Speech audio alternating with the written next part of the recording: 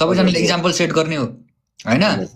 एकदम त्यो केही पनि त्यो त्यस्तो लिनु हुँदैन होला उहाँहरूले पनि बुझ्नुहुन्छ सबैको रत्न दाइलाई माया छ रत्न दाइलाई सम्झिन चाहे है एन्ड त्यो कुराको केही पनि नलेऊ अनि कहाँ काम गर्छौ हरियन सरलाईमा ठ्याक्कै चोक्कैमा तरलाईमा हो 8 वर्ष भयो काम गरेको केही पनि हुँदैन गर्नुपर्छ काम गरेर खाने मान्छेलाई काम गर्न दिनुपर्छ त्यस्ता दिएनन् भने त फेरि गाह्रो पर्छ नि त उता पनि बुझेनौ काम गरेर खाने मान्छेले काम गर्न दिनुपर्छ एकदम उहाँहरूले पनि बुझ्नुहुन्छ नि त यस्तो मान्छे यस्तो हो भनेर हैन त अब कति भयो एज चाहिँ कति भयो मेरो एज 25 अनि कसरी दाइ म त भाइ भयो नि त अनि हैन होला हो म 24 हो नि त अब हो ठ्याक्कै अस्ति मङ्सिरमा 25 पुगेको म तपाईँलाई दाइ नै भन्छु नि त तर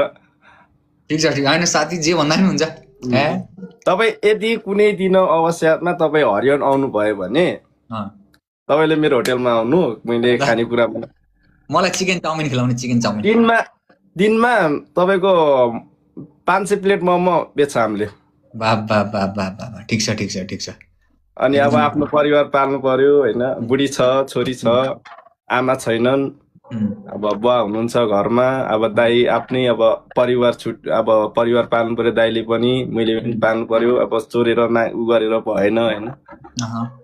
अनि आफैले दुःख गर्नु पर्यो भनेर चाहिँ यस्तो गरेको अब सबैजनाले सपोर्ट गर्यो स्यालेरी बेसिसमै बस्छौ त्यहाँ हजुर ठिक छ अनि त्यही हो दाइ अनि तपाईसँग चाहिँ मैले अस्तिदेखि जोइन गर्न लाग्यो अनि हाम्रो अर्को एउटा दिदी हुनुहुन्छ खै नाम के भन्ने दिदी हुनुहुन्छ यस्तै नाम बिर्से के अनि त्यो दिदीले चाहिँ अनि त हजुरको दिदीलाई जोइन गर्नुभयो अनि त्यसपछि त्यहाँदेखि अनि तपाईँलाई हिजो दिदीसँग जोइन भयो अनि मैले अघिदेखि बसेको म 3 घन्टा भयो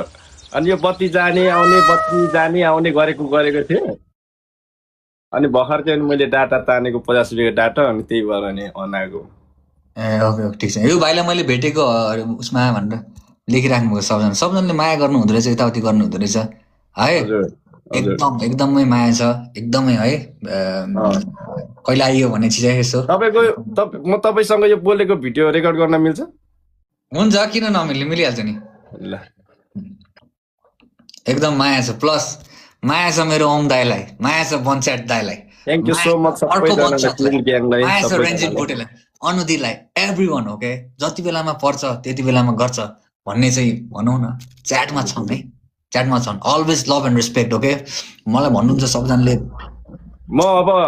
2 महिनापछि म काठमाडौँ आउँदैछु मेरो खुट्टाको लागि त्यहाँ एउटा दाइले कल गर्नु भएको थियो अस्ति अनि त्यहाँनिर आउँदैछु म